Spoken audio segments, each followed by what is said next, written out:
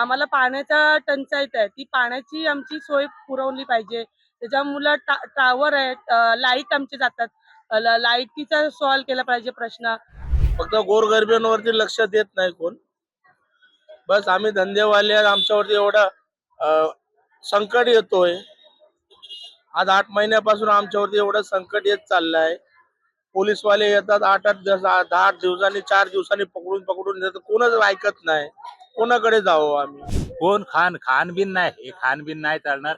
हे किती जरी बोलले ना, अमुक होईल तमुक होईल, काय होणार नाही. मराठीच माणूस मुंबईचा महापौर झाला. नमस्कार, story.com व्हिडिओमध्ये तुम्हा सर्वांचं स्वागत. आपण आहोत सध्या मुंबईच्या मूळ गाववाल्यांच्या ठिकाणी म्हणजे वरळीमध्ये उभे आहोत आणि वरळी हा आदित्य ठाकरे यांचा विधानसभा मतदारसंघ आहे. आदित्य ठाकरे याच मतदारसंघातून आमदार म्हणून निवडून येतात. वरळी कोळीवाडा परिसरात आहोत आणि आता निवडणुका सुरू आहेत आणि प्रचार जोर धरला आहे. वरळी कोळीवाड्यांच्या नागरिकांचा काय प्रश्न आहे, त्यांचे काय मूलभूत प्रश्न आहेत हे आपण त्यांना विचारूया.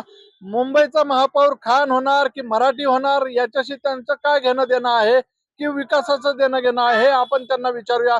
चला तर मग. मुंबईचा महापौर मराठीच पाहिजे. तो पण आमचं आता आम्ही ह्याच्या मशालमध्ये आहोत, तर त्याच्यामध्ये बोलायच्या बद्दल त्यांनी आमची कामं करावी. येणार ते येणार, मशालच येणार. सगळे मी वरळी कोळीवाड्यात राहते. त्याच्याबद्दल बोलायच्या बद्दल तर आमच्या 500 झोपड्या आहेत. 500 झोपड्यांमध्ये आम्हाला पाण्याचा टंचाईत आहे. ती पाण्याची आमची सोय पुरवली पाहिजे. त्याच्यामुळं टॉवर आहेत, लाईट आमचे जातात. लाईटीचा सॉल्व्ह केला पाहिजे प्रश्न. आमच्या 500 झोपड्यांमध्ये आमचे 300 तरी घरं आहेत. 300 घरांमध्ये आमचे 300 घरांना संडास नाहीये, संडास टॉयलेटची सोय नाही. ती सॉल्व्ह केली पाहिजे त्या लोकांनी. नाही, कोणच नाही का, म्हणजे येतात, हात जोडतात आणि जातात. तर आता ह्या महापौर मराठी आहे, त्यांनी कोणी पण असू दे, मग कोणी पण येऊ दे, कोणी पण पण आमची ही कामं करावी. ती चांगलीच आहे. फक्त गोरगरिबांवरती लक्ष देत नाही कोण. बस आम्ही धंदेवाले आमच्यावरती एवढा संकट येतोय. आज 8 महिन्यापासून आमच्यावरती एवढं संकट येत चाललंय. पोलीसवाले येतात 8-8 दिवस, 10 दिवसांनी, 4 दिवसांनी पकडून पकडून देतात. कोणच ऐकत नाही. कोणाकडे जावं आम्ही? प्लस आता काय आमचा कोण ऐकतच नाही. आमच्याकडे कोण लक्ष देत नाही. बस बाकी हाय सर्व चांगलं चाललंय, जसं चांगलंय. अजूनही म्हणतो जसं येईल तसं चांगलंच होणार. आणि काय बाकी व्हायला पाहिजे, पण आता निवडणुकीनंतर आता माहित पडेल ना, आहे का नाही. हल्ली सर्व हे काही सांगता येत नाही. कुठला पक्ष कुठे चाललाय, कोण माणूस कुठे चाललाय, कोणाच्या मनातला काय सांगता येत नाही. बरोबर का नाही? हा हा सांगता येत नाही. आता एकाच ठिकाणी 4-4 जण उभे राहिलेले आहेत. आता सर्व पक्ष, आता प्रत्येकाची माणसं आहेतच की कोळीवाड्यामध्ये. हा विवादल्या जाणार सर्व. चांगलं आहे. आता बघू पुढचा काय समाचार येईल. तर बाकी सर्व ठीक आहे. मुंबईचा महापौर मराठी झाला पाहिजे. हा कोण खानबीन नाही, हे खानबीन नाही चालणार. हे किती जरी बोलले ना, अमुक होईल तमुक होईल, काय होणार नाही.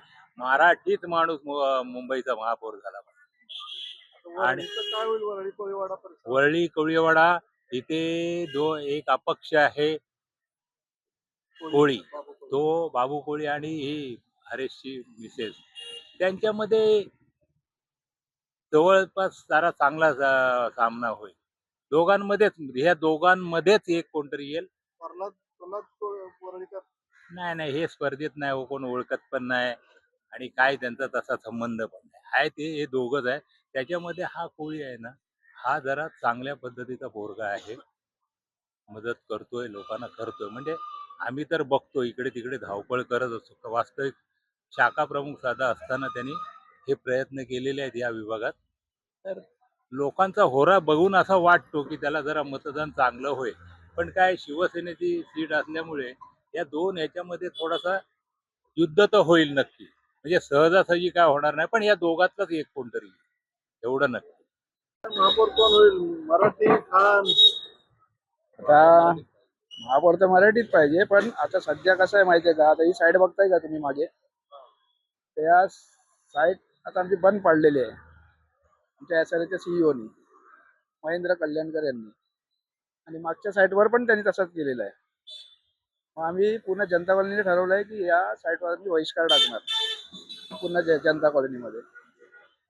आता जो कोण येत नाही आपल्याला हेल्प करायला तोपर्यंत आम्ही काहीच नाही करणार आहे, वोट देणार सुद्धा नाही. एकही माणूस जाणार नाही वोट द्यायला. साईड का बंद पडली? आता चालू साईट आहे ही, काही प्रॉब्लेम नसताना सागर दर्शन सोसायटी